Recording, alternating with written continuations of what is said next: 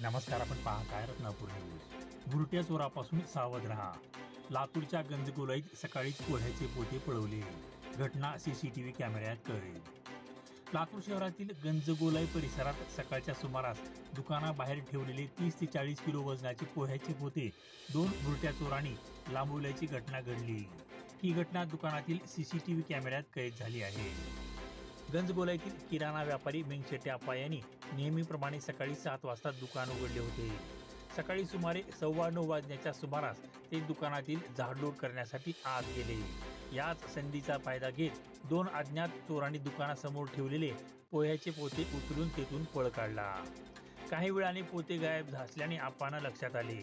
त्यांनी दुकानातील CCTV footage तपासले असता दोन चोर पोते घेऊन जात असल्याचे स्पष्ट दिसून आले. या घटनेनंतर सकाळी लवकर दुकान उघडणाऱ्या व्यापाऱ्यांनी दुकानाबाहेर ठेवलेल्या साहित्याकडे विशेष लक्ष द्यावे आणि बुरट्या चोरापासून सावध राहावे असे आवाहन करण्यात आले. रत्नापूर न्यूज, लातूर.